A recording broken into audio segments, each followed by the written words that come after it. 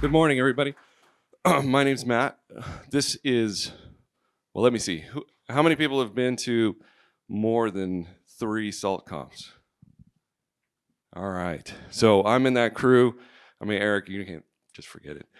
But this would be my fourth. After my first in 2016, I talked to the guy that I went with from CenturyLink, and we said, we've got to do a presentation. At that time, we had a great idea. It was like, how did we put salt in the infrastructure and bring it up from zero to hero? And it took us 3 years to get to that point, so it wasn't a great conversation. But what we found when talking to Brad, I said, you got to do a presentation this year. And that's going to be the scale, showing the problem that we had here at CenturyLink.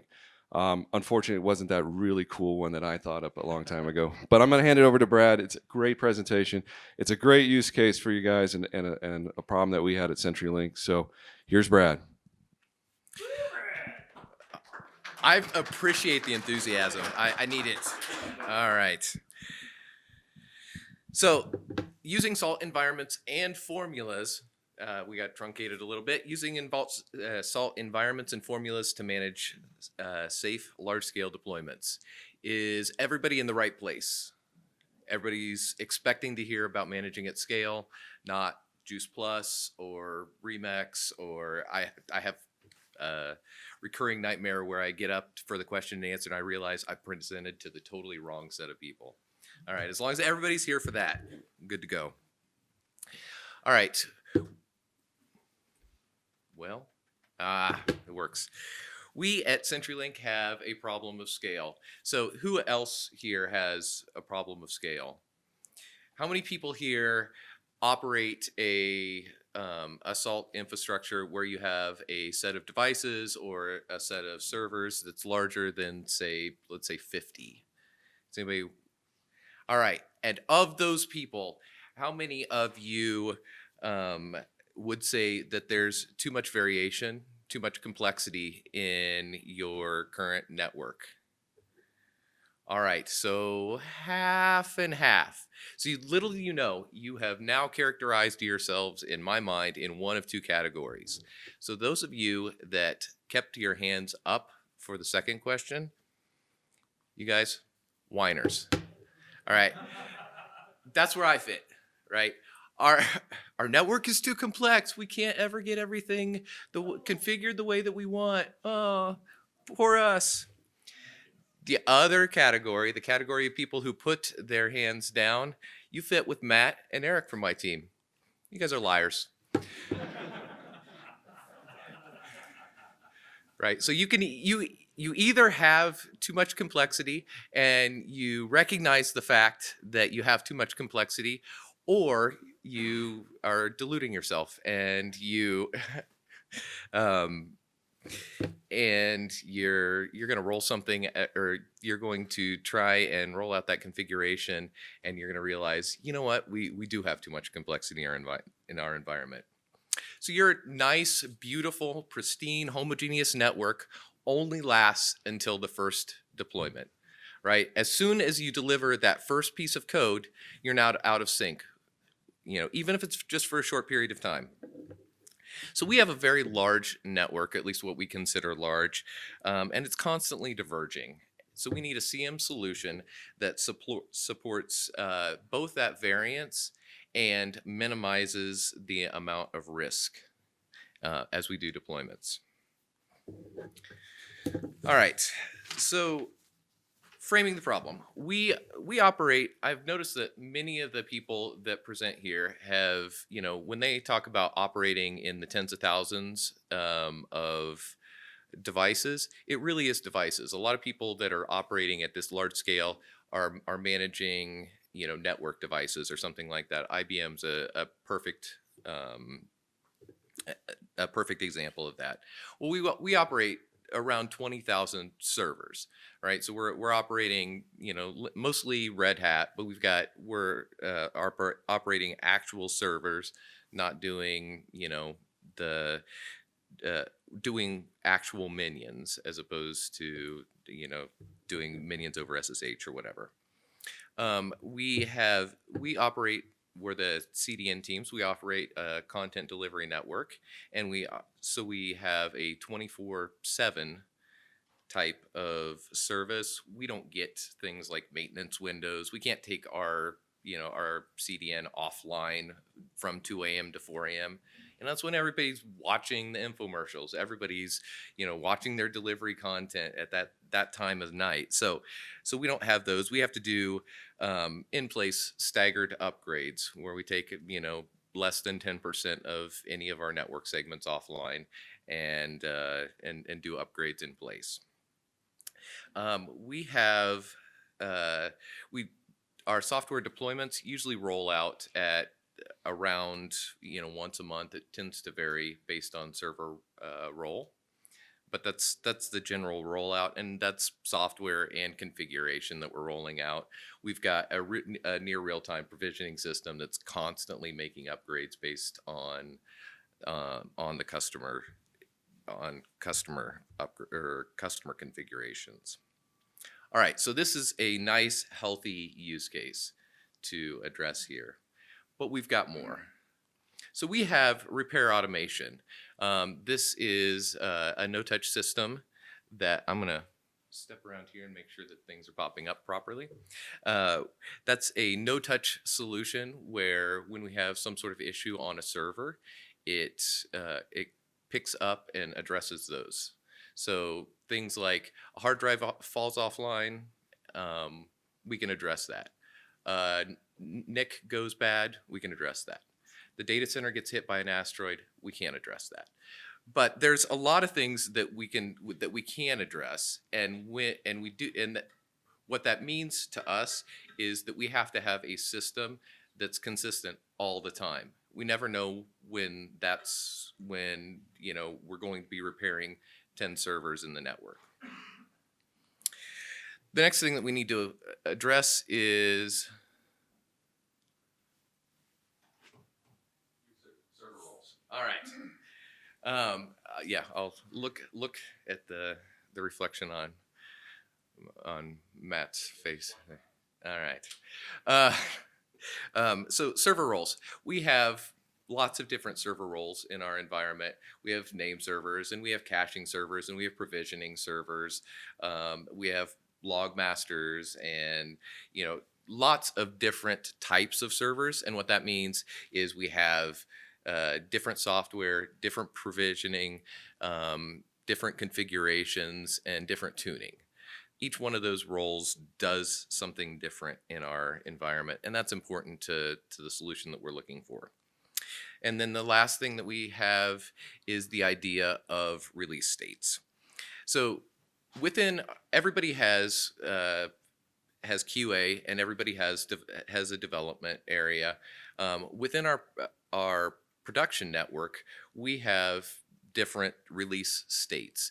We have our network broken up into 5% of our code is running on the trial environment, and the trial release state, and that is roughly our alpha code, right? It's the first rollout. So we've got 5% of our servers running trial code.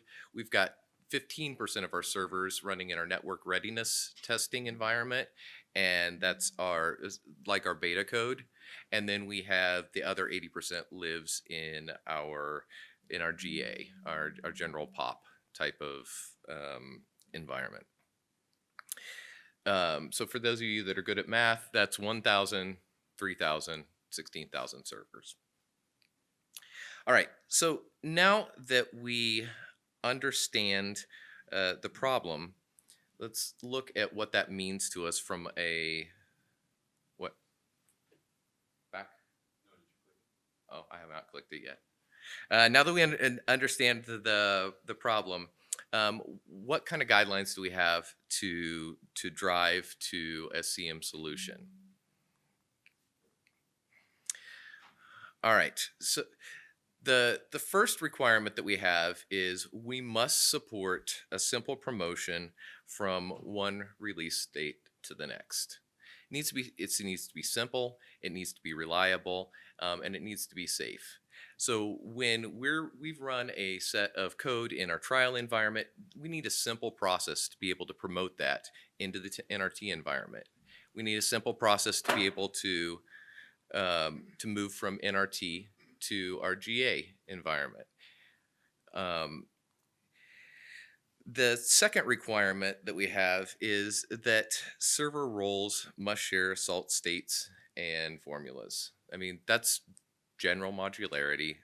That's, if we have a name server that happens to be running bind and we have a caching server that's running bind, they should use the same state or the same formula to manage that process. The third thing is repair automation must bring a server back up to its prior state. So if we have a server that falls offline, whether it gets sent out for RMA or whether we're able to bring it back online immediately, it needs to, even if it requires a rebuild. That's okay. Even if it requires a rebuild, even if that requires a rebuild, it needs to bring it back to exactly the same state that it was in before the rebuild process or before the RMA. Must support server moves between release states and roles. Is that up there? All right. Sorry. I'm gonna see if I turn this a little bit. We have a living, breathing network. We have a network where engineering is always coming up with these interesting new ways to configure our network. So we're constantly having to rework our tiering models and reassign things from one type of server to another type of server, or from one release state to another release state. So just because a server starts out as its life as a name server doesn't mean that it's not going to be a caching server, and then it's going to be a provisioning server, and it's going to be in the NRT environment, or it's going to be and then it's going to get moved into the prod environment. You have to support the ability to move those servers and change those things up as we go, and as we decide, oh, we need 20% here or 10% here. You need to be able to support that move fairly easily. And the last thing is one of the requirements that really drives this particular solution, which is when we deploy to one role or release state, it shouldn't affect anything else, right? So if we deploy something to our name server application or name servers, those should not affect anything in the caching server realm, or they shouldn't affect our provisioning servers. So we have to have isolation in our deployments. All right, we understand the problem now. We know what the requirements are. So what do we have to work with? We build on several technologies that many of you are probably used to. So the first thing that we use is salt formulas. So how many of you guys use salt formulas? All right, that's more than I expected. So for those of you that are not aware of salt formulas, it's really just a pre-canned, pre-written set of state and pillar information, right? It's a nice contained way to do automated testing and delivery. It's really just pre-written states. All right, so here's the real question. How many of you guys use salt environments? Fewer people, but still a good amount. So salt environments is separate directory structures for each environment. So it's a state tree directory structure for each environment. So we'll talk a little bit about the details of that here in a couple of slides. External pillars.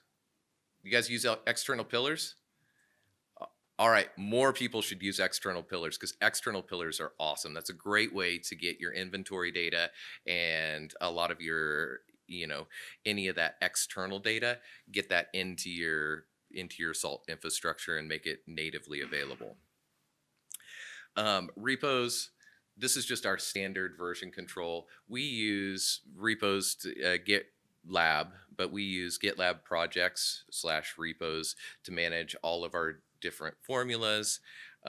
We use the CI/CD system that's built into GitLab to do automated testing and then do kind of a specialized version of deployments. We use Git hooks to ensure that we're not changing things out. Once a release is set, no other code is added to it. Anytime you make any changes to the code, it guarantees that you have to have assigned a new version. And then we use a CMDB. So how many of you guys? I'm sure that everybody has an inventory system. It seems like it's always a struggle to do it well, but do you guys all have an inventory system or a CMDB system? All right. So we have a custom CMDB, but we use that as an external pillar and make that native to our salt infrastructure through external pillars. So what have we layered on top? We have a couple of different custom pieces. We use the idea of version formulas, and we'll talk about that here in just a second. But essentially, every formula that we deliver has the version built into the directory structure, which means that you can support multiple versions on a single salt master. And we use the idea of dynamic environments. We build environments on the fly through a simulated directory structure.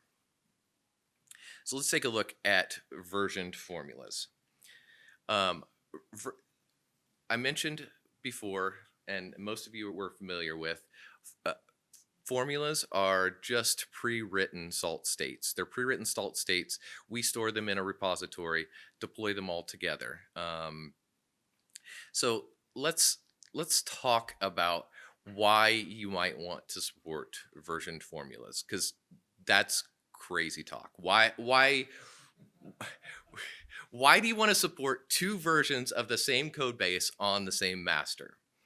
So I think there's several good reasons to do that.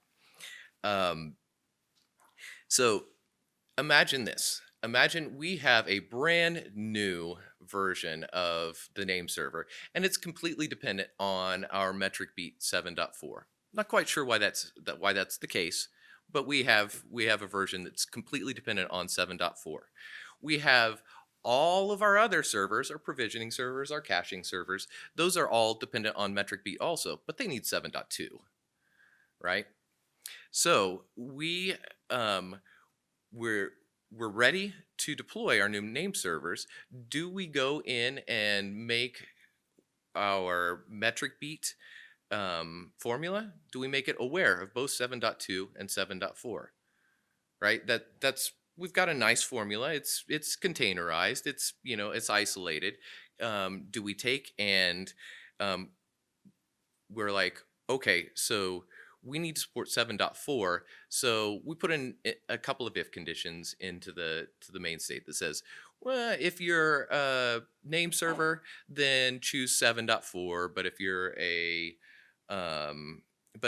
any of these other server types, then choose 7.2, right? So that's easy enough to do. Oh, but there's configuration changes too, right? So now we're adding a bunch of if conditions into our config templates, and we're saying, okay, if you're this type of server, do this. If you're this type of server, do this. And now, we also have library changes. So we've got RPMs that we have to upgrade, and we're making these really complex decisions, and we're taking a really simple, really clean, really generic state, and we're cluttering it up with all of this if code there to be able to support both our name servers and our provisioning servers. So what we've done is, instead of doing that, we allow you to keep the provisioning servers, keep the caching servers, all pointed to the old version of the code, which is still deployed on the Saltmaster. And you can make the changes to have a nice, clean 7.4 version of the formula, and you point only that server, only the server that's ready for it, at the new version of code. All right, so you guys might not all agree with me at this point, but does everybody basically understand the concept? All right, so how do we make that happen? So we've got three different types of formulas. We have common formulas, which are managing common components, things like metric beat or users or Postgres or cronny or firewall-d. We have our application formulas, which are our internal applications and configurations. There's not a ton of difference between those, but the common formulas are the types of things that you'll find on the Salt formulas GitHub repository. The application formulas are custom to us, managing our own custom applications. And then the other type of formula that we have is role formulas. And the role formulas are really, they're kind of like a high state.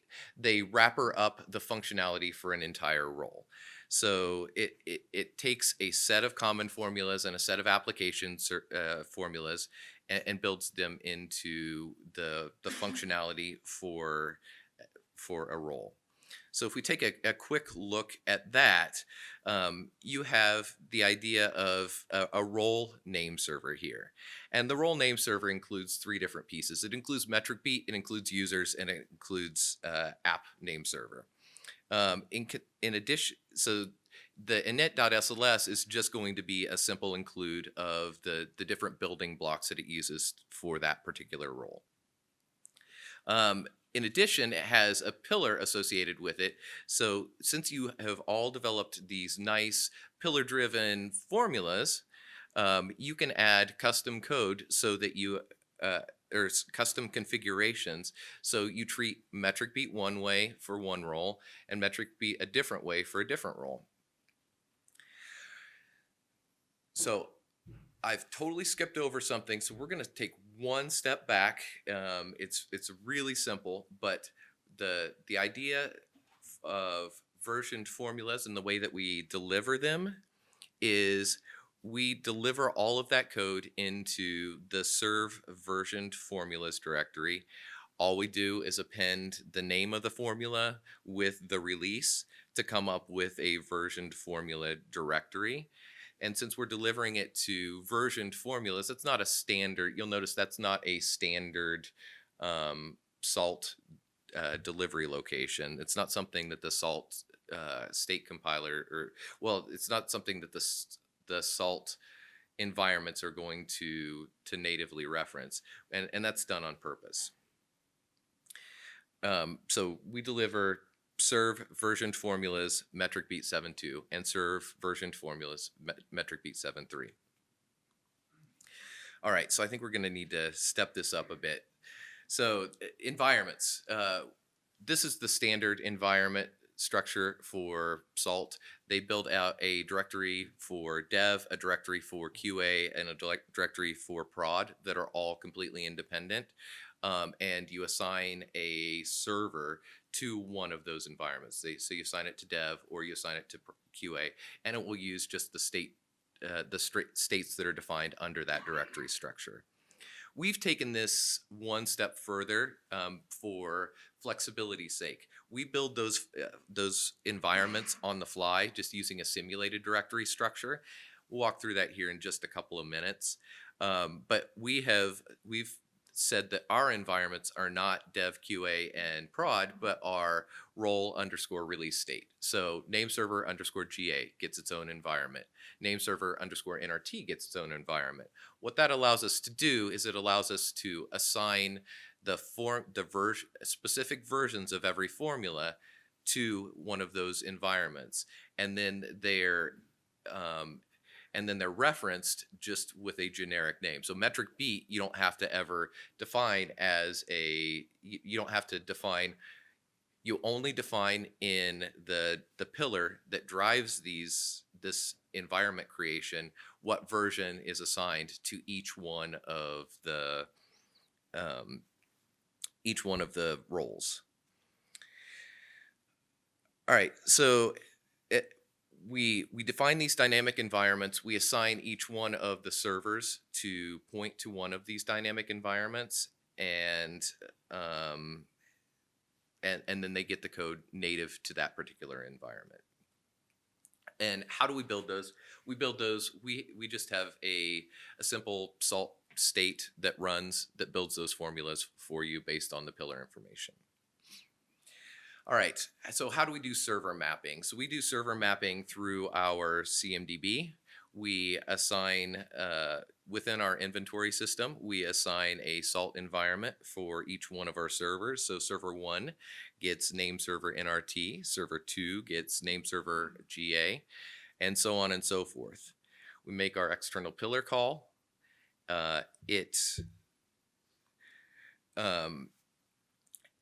We make our external pillar call, and then we have a native access to the salt environment within our salt pillar. So does all that make sense so far? Any questions at this point? All right, so let's take a quick look at building our custom environments. So you'll notice over on the left-hand side, we have a pillar, the pillar that defines, what do each one of our environments look like? What versions of which formulas are assigned into which environments. On the right-hand side, we have a fully deployed version of all of our formulas. So we have 7.3 and 7.4 already on our master. All we have to do is build up our dynamic environments. So what's the first thing that we do? The first thing that you do is build out your directory structure. You create a serve formulas and then the name of the environment. So serve formulas name server _ GA and a serve pillars name server _ GA. And then we start building up that simulated directory structure. So we set up symlinks for each one of our versioned formulas. So for metric beat, over on the left-hand side in the pillar, you see it's defined as 7.4. So we set up symlinks to each or to the appropriate formula and pillar directories. Users is set to 1.5. Same thing, formula, pillar directories. App name server is assigned to 19.10, and the role name server is assigned to 1.3. So now we have a full directory structure that complies with the way that salt formulas are defined. We saw in the last slide that we associated a server with a specific version of a formula, or with a specific environment. So what do we need to do next? Next, you need to make your master aware of the new formulas. So you build out your pillar roots and your file roots, and if anybody has questions about these, definitely hit me up. But you assign a new environment, or you add your environment, your name server GA environment, into that particular config file.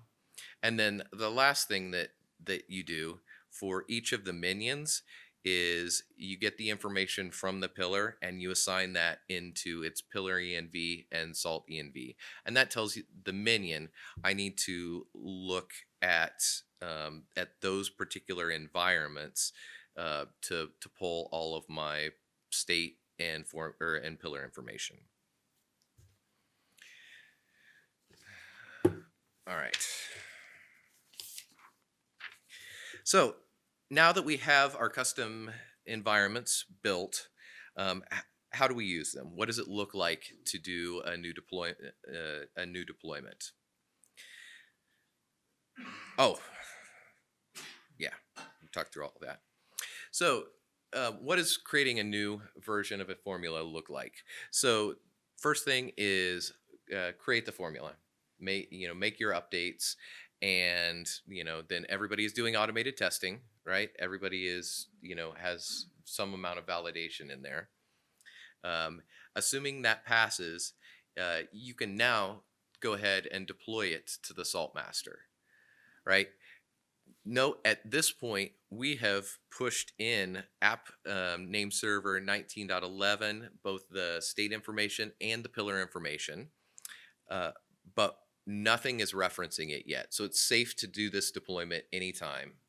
Until we rebuild some of our environments to reference that data, nothing's going to be used. So this fits really nicely into a continuous deployment type of model. All right, the next step is to update the create envs pillar. So create envs is our state that sets up all of our dynamic environments for us. So we make the change to move from 19.10 to 19.11 underneath our app name server for that particular environment. In this case, we're looking at the name server underscore NRT environment. So that represents a set of our servers that are all assigned to that environment. Then we apply the create envs, which is the state that's rebuilding the dynamic environments. And we'll take a look at how that works here in a second, because since we're making an update as opposed to creating a new environment, our environment is clearly wrong now. So let's take a look at rebuilding the environments. So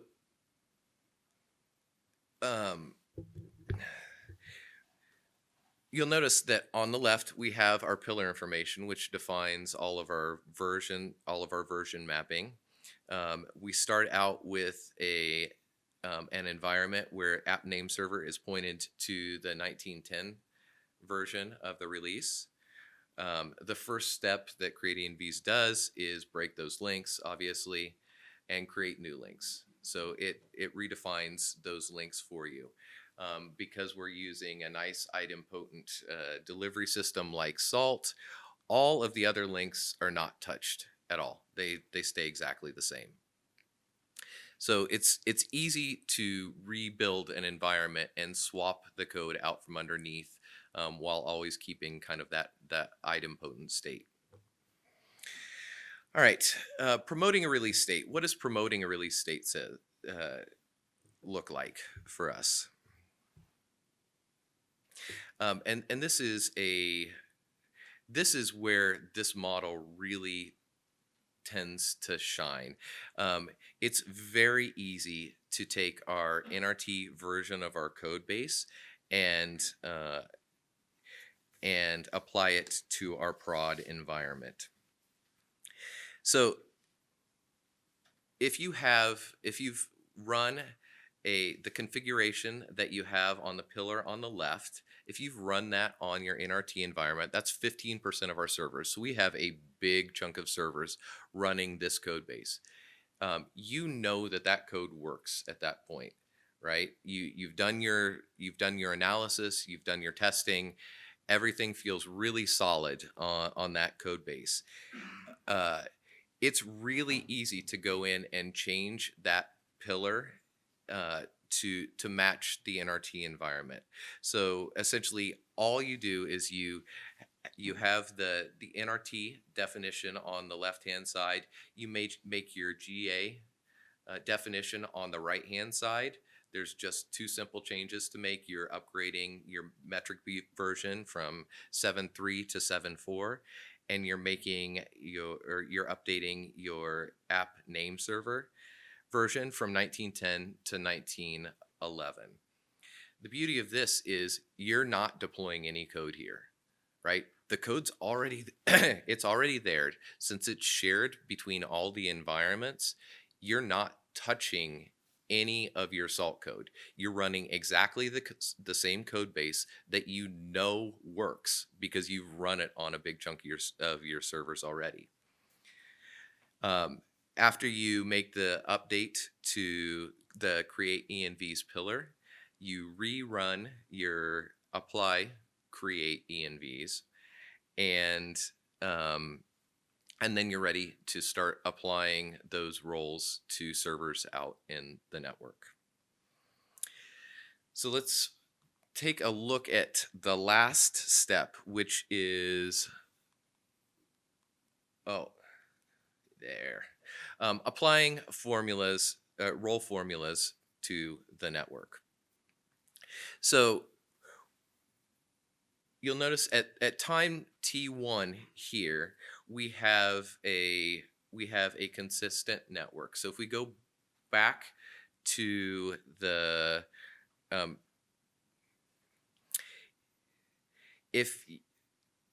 okay, let's reframe this just a little bit. So at time t1, you have, or time t0, you have a network that has an NRT environment that is referencing the 1911 version of the app server, and your GA environment is referencing the 1910 version of your app server.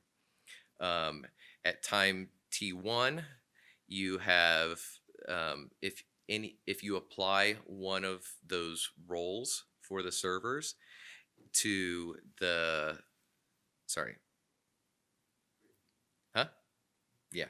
So at time t0, if you apply the name server underscore GA role to a server, it'll always install the app server 1910.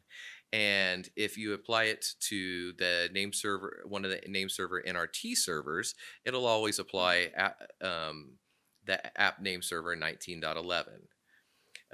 At time t1, we decide we're going to make the change. We're going to go ahead and promote the release from the NRT environment to the GA environment. So we update 1910 to 1911, and then we reapply our create envs. So now at time t2, if you apply either the name server GA or name server NRT role to a server, it will always apply the 1911 version of the code base. So let's go back to our requirements and see how we did. So must support simple promotion from one release state to the next. I think, okay. So must support simple promotion from one release state to the next. I think that we've already gone through how easy it is to update the pillar file.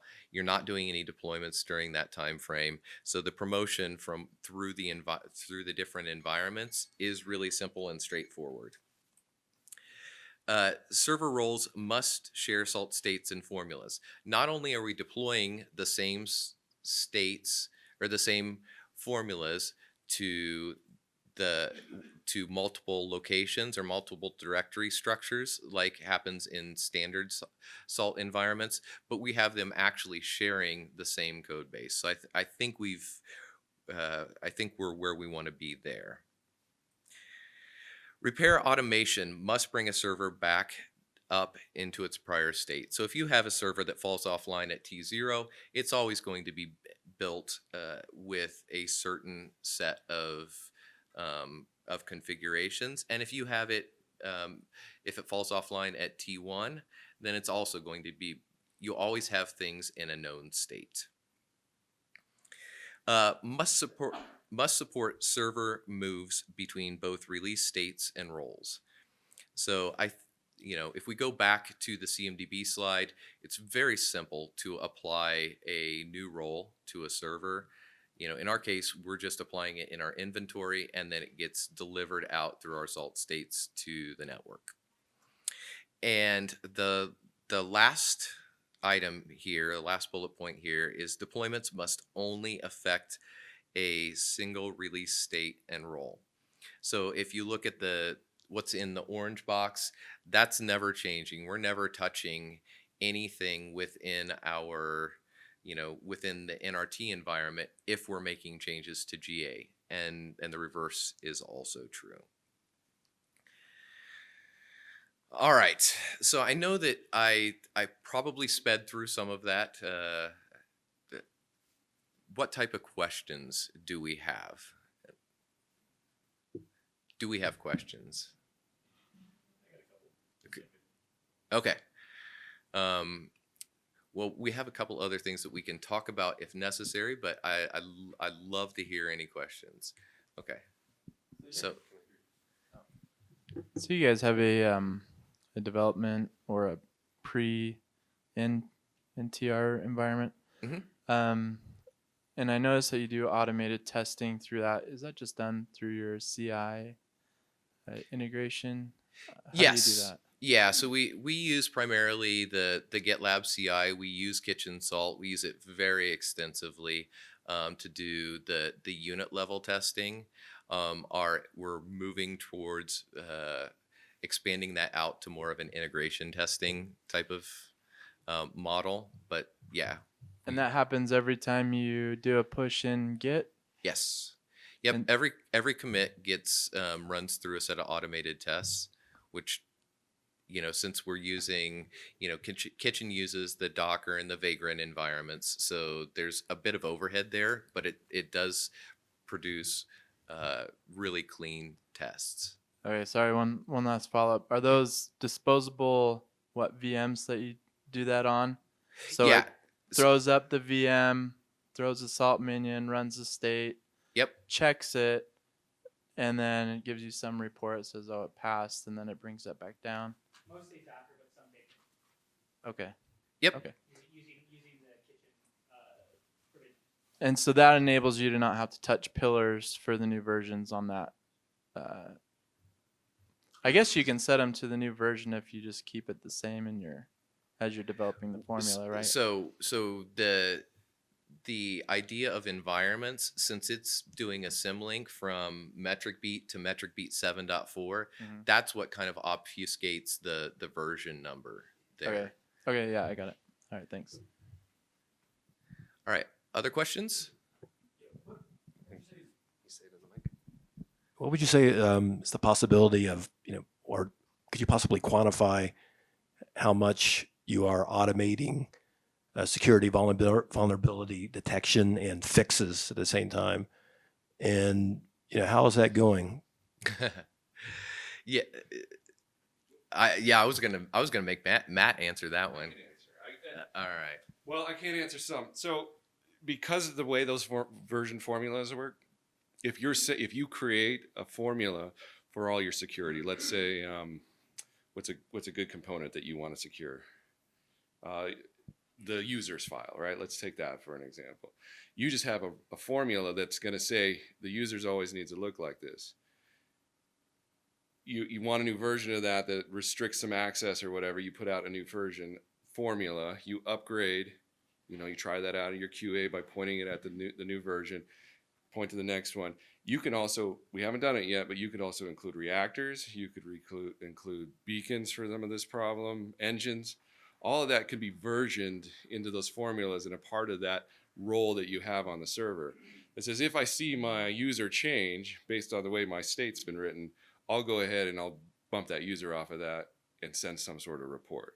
All of that could be written into those formulas and those modules or those states that we have on the servers. So I guess that's the way we would be handling it. If you're supposed to be on this operating system and using this users, when that state is applied, that's going to happen, and get that guy straightened back up. I'm sorry, I didn't quite get your name. Sorry. My name's Matt. Matt Flynn. Yes. Right, okay. What about, is it possible to quantify though, where you are now as far as the, automation of detection and fixes? So, and where would you like to be, say, maybe 2 years from now? Good questions on security. We have a lot to do to get there. So the first goal is this, using this technology on our all 20,000 servers, making sure that we can get the application set up right. There's certain assumptions that we'll take with our security right now to say, okay, let's just use our user's formula and hope that that's good enough, or use the operating system with these security patches installed. But yes, I think down the road, probably maybe another year to two before we would be that advanced that we get into a more active security model. You mean automating? Automating a security remediation that you're talking about. Mm-hmm. So I know that we're out of time, and I appreciate you guys' attention. But Matt and Erik and I will be around the conference.